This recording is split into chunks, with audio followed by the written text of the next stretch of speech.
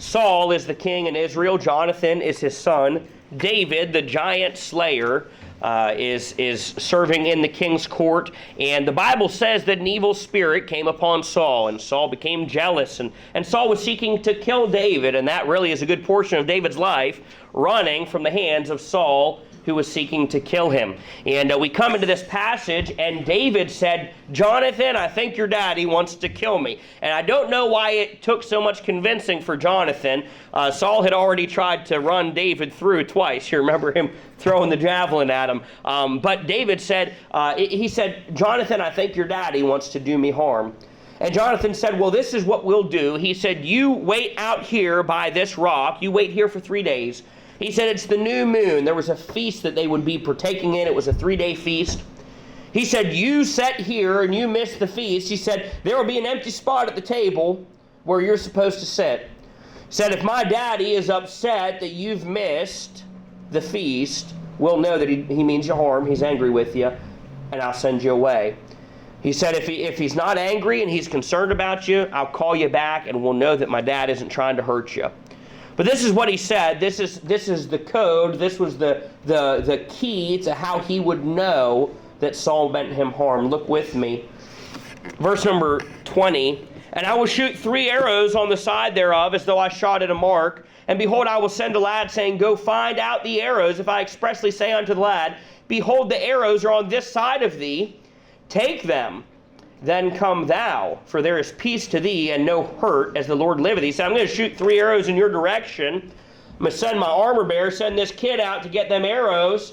He said, if I tell the kid that the arrows are on this side of the rock, then that means that the coast is clear. King Saul doesn't want to harm you. You can come back. You can live as you were. You can carry on business as usual. He said, but if I shoot 3 arrows, if it's not safe for you, if it's out of your hands, there's nothing we can do. When I shoot the 3 arrows, I'll say to the young lad, look with me, verse number 22. But if I say thus unto the young man, behold, the arrows are beyond thee.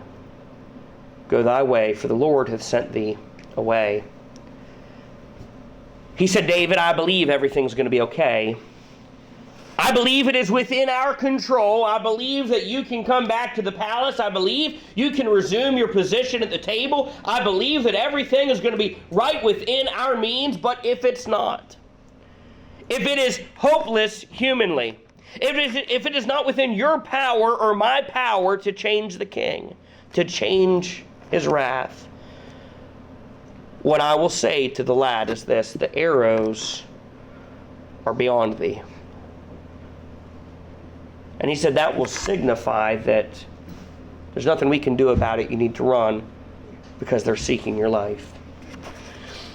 May I tell you this morning, we will each eventually come to the place in our life when the arrows are beyond us. You, if you haven't already, will one day come to the place where the arrows are beyond thee. Say, preacher, what do you mean where it's out of your control? There's nothing you can do to remedy the situation. It may be with family. I could take you to times in my family where there was so much contention you couldn't fix it. Nothing we said or did was going to fix it. We had to just take a step back. Y'all ever been to that place with your family? Whether it's siblings fighting or people upset about the way things have been, and you just, if you put your hands to it, you're going to make it worse. Family can put the arrows beyond thee. I think of finances. I can tell you times in my life I didn't have the money I needed, and I had no way of getting it outside of stealing it. And I don't think I'd do well in prison. So we've never considered doing that. But we just had to trust the Lord to do it for us. We just had to step back. The arrows were beyond us. Many of you could think of the time. I remember my father-in-law, he's with us today. I can think of many times him reminiscing of times that he and my mother-in-law, when they were first married, and he'd sit back and he'd say, I don't know how we ever made it. I don't know how we ever made it. I don't know how we ever got through that. They faced some times where the arrows were beyond them. May I tell you, it may be emotional trouble. I've talked to many people. It's my joy to pastor the Riverside Baptist Church, but I believe I could truthfully say that I pastor a broken people. Many in our church have been hurt by good Christian people. Many in our church have been hurt by family. Many in our church have been slighted by one that was a friend, by one that was a companion. I was speaking to a lady just this last week, and she told me 2 different instances of times that a pastor hurt her. Things a pastor said to her that I cannot ever imagine a pastor saying. And she made the statement to me, Miss Linda, she said, I just had to leave because I realized that if I stayed there, I'd get bitter, and I don't want to be a bitter person. Said, so it was best for me to just go somewhere that I could serve the Lord faithfully. You know what she decided? The arrows were beyond her. She couldn't fix it. And may I tell you, each of us, we're going to have a time, if you haven't already, most of us will have many. But everybody will at one point in their life come to a place where the arrows are beyond thee. There are going to be times in your life where you simply cannot handle what's before you. The title of my message this morning is The Arrows Are Beyond Thee. I see 5 things that David did when he came to find that there was nothing he could do. And you have to understand, David, this was his home. He slew Goliath. He was welcomed into the king's court. No one was more faithful to Saul than David was. No one served Saul like David did. No one had an admiration or a love for Saul like David did. And here David, he's being taken away from his wife. He's being taken away from the kingdom. He's being taken away from his position. He's a vagabond at this point. He has no home. He has no provisions. He has nowhere to go. The arrows were beyond him. And he came to the place when Jonathan said the arrows are beyond thee, that he realized there is not a thing that I can do to fix this situation. And for years and years and years, David waited for the Lord to fix the situation. You remember the story of the cave, right? He went and he cut the piece off Saul's garment. What did he say? I can't raise my hand against the Lord's anointed. I can't raise my hand against the king. He would not interject himself into God's plan. He said, it's beyond me. I'm just going to trust God to do what he said he would do. May I tell you, each one of us will face a time like that. I want to share with you just 5 things that David did that I believe you and I can do when the arrows are beyond us. Let me say this, number 1. When the arrows are beyond thee, stop hoping for a different situation. Let me say it again. Stop hoping for a different situation. David did not stand there and contemplate whether to try to go back and fix the situation with Saul. He did not contemplate whether to go back and try to reason with the guards or try to get the king overthrown, which, by the way, David was already anointed king, right?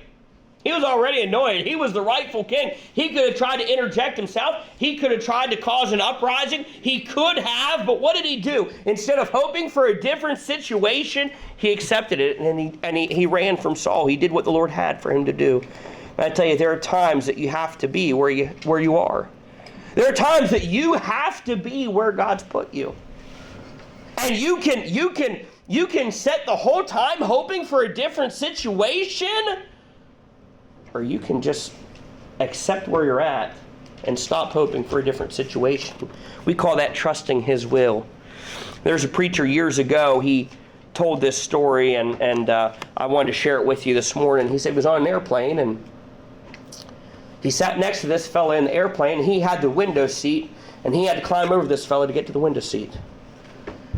And the man had his little desk down. How many of you know what I'm talking about, the little desks they have on airplanes? And the man has a little desk down. He said, sir, that's my seat over there. And the guy never looked at him. Say, excuse me, sir, I don't mean to interrupt you, but that's my seat over there. Could you put your desk up? He said, never said a cotton-picking word to him. He said, I introduced myself. I said, look, I'm a Baptist preacher. I don't even want you to go to heaven, okay? The way you're acting, I'm not going to try to talk to you. I just need to get to my seat. Finally got in his seat, got settled in, and tried talking to the fellow before takeoff. Wouldn't even look at him. Never said a word to the man. And the pastor, he flagged down the flight attendant, and he said, ma'am, he said, I'd like to change seats. And she said, well, you can't change seats. The flight's already booked, and he said, well, I'd like to change seats. I'm sitting next to an old crab. I don't like where I'm sitting. I don't like the seat I'm in. And she said, well, she looked at the pastor. She said, Mr. Hiles, it's a 4-hour flight. And you're in that seat for these 4 hours. She said, now you can either gripe and complain about that seat for the next 4 hours, or you can make peace with that seat and accept where you're at for the next 4 hours. And he preached a message entitled, Can I Change Seats? He said, I don't really like where I'm at, but that's where God's put me. Hey, may I tell you? When the arrows are beyond thee, we should stop hoping for a different situation, and we should just accept that God is doing His will. When the arrows are beyond thee, because of a family trial, or because of a loss, or because of a financial difficulty, or because of a health setback, may I tell you, when the arrows are beyond thee, we should stop hoping for a different situation. David did. Let me say this, number 2. We should stay removed from toil and contention. When the arrows are beyond thee, we should stay removed from toil and contention. You know, David didn't go around picking fights with everybody. Now, if David was anything like I am, boy, when things don't go my way, I'm ready for a fight. I mean, I'm ready, I'm waiting for someone to cut me off, or I'm waiting for someone to argue with me, or I'm waiting for, how many of you are like that? Boy, I'm ready for a fight. Yeah, it's just red-blooded Americans, amen. We're ready for that fight. I don't know if David was, had any West Virginia blood in him or not, but I suspect if he did, he probably felt the same. Here he's been slighted. He should have the kingdom, and now he's running from his life. He's lost his wife, Saul's daughter. He's lost his friend, Jonathan. He has no home, nowhere to live. And there are plenty of people he could have been picking fights with, but he didn't. David stayed removed from toil and contention. He was staying with the king of the Philistines. And by the way, the Philistines were the mortal enemies of Israel. David didn't try to pick a fight with the king of the Philistines. You know what he did? He actually disguised himself as a madman so that they wouldn't try to hurt him. He wouldn't get involved in a fight. David did everything he could to just avoid toil and contention. I think David understood, you know what, I'm already weary from this battle with Saul. I'm already weary from the situation. I don't need to get in any more fights. But boy, that's what we do sometimes, right? Things don't go our way. The arrows are beyond us, and we start looking for people that we can fight with. We start picking a fight. Hey, may I tell you, there are some things, there are some, when things are out of their control, they start fighting with anything about it, with anyone about anything. That ever happened to you all? Maybe you're arguing with your mother or with your spouse. And one thing leads to another, and 10 minutes down the road, you forgot why you started arguing, but you've brought up 5 other things that you want to take care of in that discussion. You all know what I'm talking about? Forget about that. What about this and this and this? And we keep track, right? And we're looking for a fight. That's not what David did. When the arrows were beyond him, he removed himself. He stayed removed from toil and contention. May I say this? When the arrows are beyond thee, don't go looking for more conflict. I can tell you times where I was weary physically. I was tired. I was worn down. I remember in Bible college one time, I had been, my schedule, I would go into work Friday night around 7 o'clock, and I'd get off sometimes as late as 10 o'clock in the morning on Saturday. I'd get showered, I'd get changed, I'd go bus calling, and my wife, she'll attest to you, we'd go bus calling until sometimes 6, 7 o'clock at night on Saturday. We'd lay down, try to get a few hours sleep before Sunday morning, but I was tired. I was having a difficult time with my college classes. I wasn't getting along with some of the people in leadership that I was supposed to be serving with. And I could tell you times where I was just so on edge. I was just done. I was just like that blonde looking for the Christmas tree. I was just done. I was worn out. I was weary. I had a weak spirit, and I knew there were some people I had to stay away from because I would snap. I'd get in a fight with them. Not a fist fight, but I'd get in an argument with them. You all ever have that?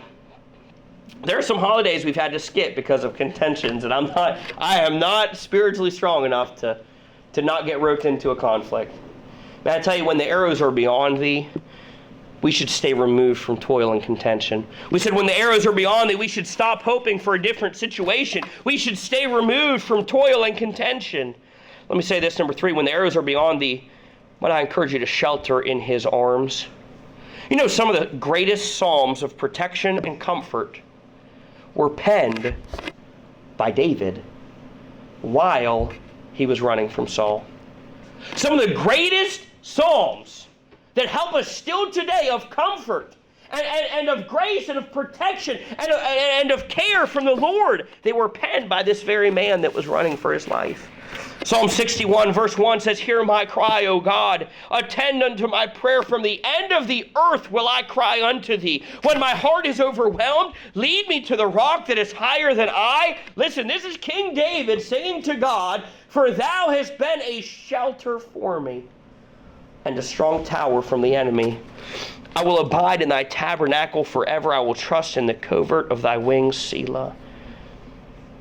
When I encourage you, when it's out of your hands, to go to the one who holds the world in his hands. Not Facebook, not your contact list, but take it to the Lord and shelter in his arms. I could take you to a time not many months ago where something was going on at our church, and it was a bit of a hardship. My wife and I both broken, and I called her to comfort her, but also seeking comfort from her, and she didn't answer. I called a pastor friend of mine for advice, and he didn't answer. And I called a family member seeking comfort, and they didn't answer. I remember thinking, the Lord wants me to go to him for comfort. Isn't it amazing how the Lord sometimes removes all of our other opportunities so that we have to shelter in him? Might I encourage you, when it's beyond you, when the arrows are beyond thee, to go to him for shelter. Go to him for comfort. When the arrows are beyond thee, go to shelter in his arms in prayer. David, we see that when the arrows were beyond him, he stopped hoping for a different situation. He stayed removed from toil and contention. He sheltered in the arms of God. Let me say this, number 4. When the arrows are beyond you, serve where you are. Serve where you currently are. You know, David was not idle while he was waiting for God to fix the problem. David did not sit still while waiting for God to solve the problem with Saul. David understood that even though the arrows were beyond him, he needed to stay busy until God worked out what he was doing for him. He understood he had to stay busy, Brother Odell, while God was working on the rest of it.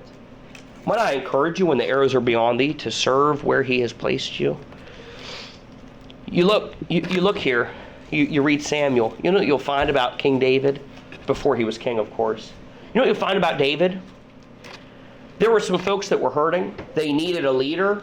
They actually had their family taken from them, and they all came to David, and they said, "David, we need someone to lead us. We need someone to help us. We need someone to help us get back the things that we need, the things that we had." You know what David did? He didn't go out looking for it, but he stepped up to lead. He stepped up to serve when the opportunity presented itself. He stepped up to serve the Lord while he was waiting on what he couldn't fix. Well, you know, Brother Odell, I have a hard time, and my mind works like a pancake, not like a waffle. And let me explain that, okay? You know how you pour syrup on a pancake and it just goes everywhere? You pour syrup on a waffle and it all stays in its little compartments, doesn't it? My mind's like a pancake. When I have things to do, it's just everywhere, okay? And I'll make a list and I'll start working on it, and I go, well, this is more pressing. I got to do this. And I go, well, really, this is more pressing. And I 10 things to do, and I got all 10 of them half done and none of them finished, and I just have trouble sometimes doing that. And maybe you're the same way. Maybe you have difficulty as well. Might I encourage you, when there's a problem that you can't fix, when the arrows are beyond thee, that you just serve where you are. Do what you can do, and let him do what you can't. Here we see David stepped up to serve while he was waiting on what he couldn't fix. He said, "That's out of my hands, but this isn't. That problem's out of my hands, but this isn't. I can't take care of that, but I can serve here." Maybe the problem you're facing you can't fix, but God's given you a place you can serve. God's given you something you can do. When I encourage you, when the arrows are beyond thee, that you serve where you are. We said, number one, when the arrows are beyond thee, stop hoping for a different situation. Stay removed from toil and contention. Shelter in the arms of God. Serve where you are. Let me say this, number 5. And last. That doesn't mean we're done. I have 10 points under number 5, okay, but number 5, let me say this. When the arrows are beyond thee, strengthen your help of others. Strengthen your help of others. Here David had folks that were down and out.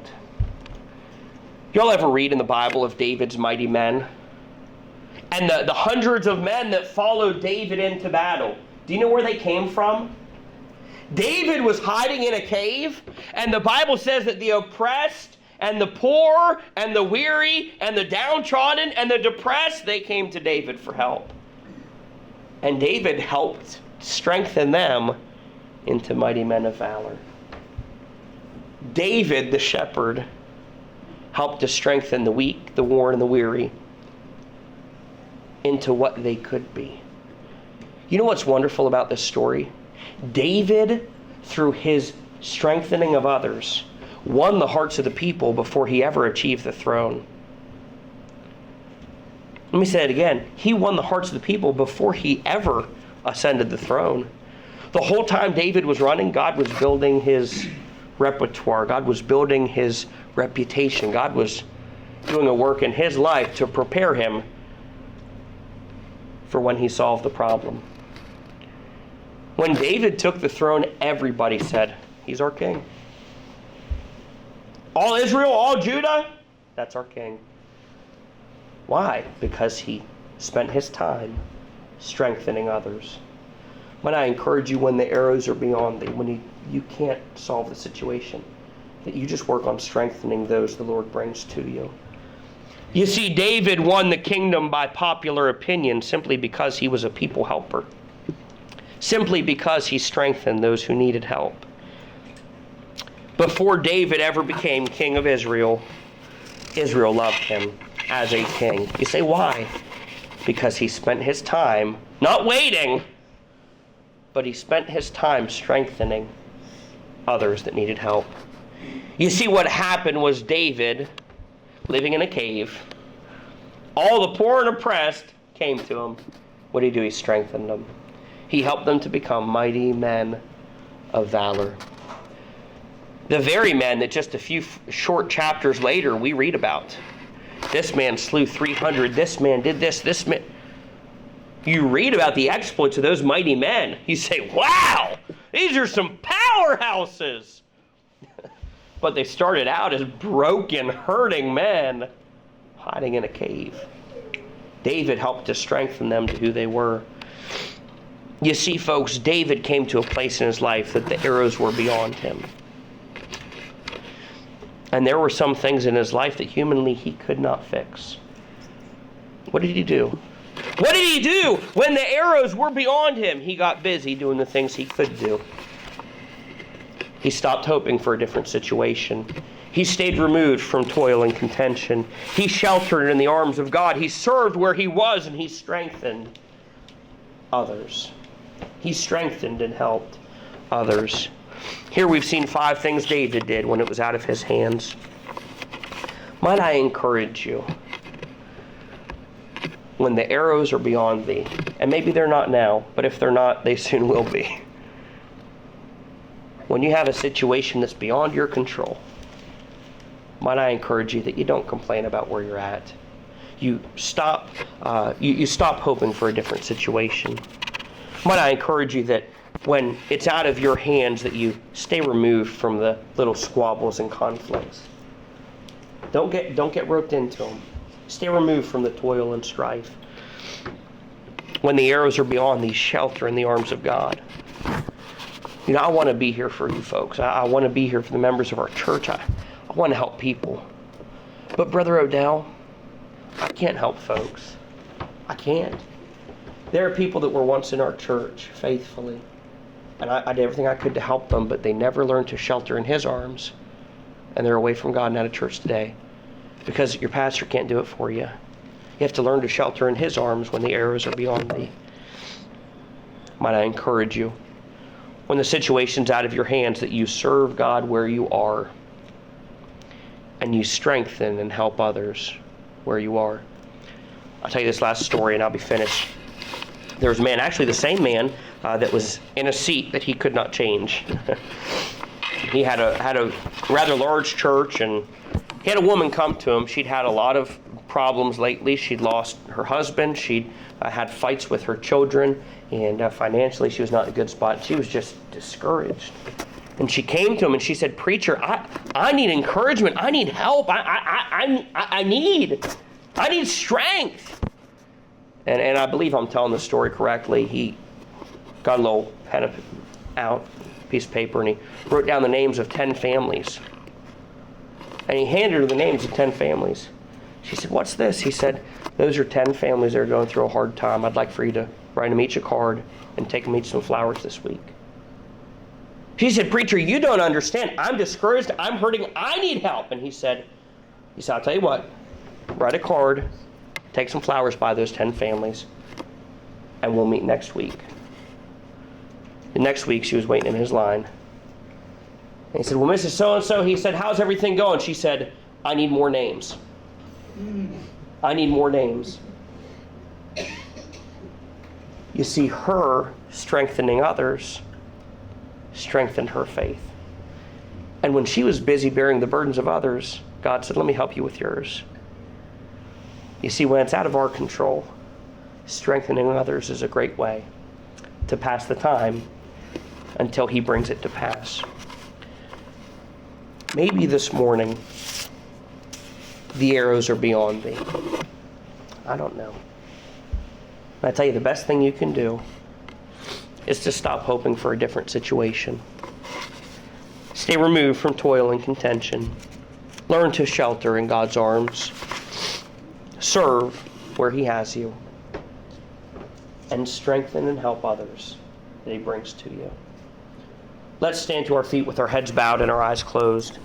We'll stand to our feet with our heads bowed and our eyes closed. You may be here today saying, "Preacher, I've just come through a trial. Preacher, I've just come through an area that I couldn't affect any change in." Maybe you're here today and you're saying, "Preacher, right now, I feel like the arrows are beyond me.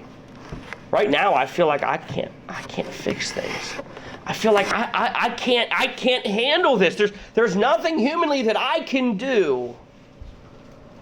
Might I encourage you that you not run, but that you get busy doing what David did. With our heads bowed and our eyes closed,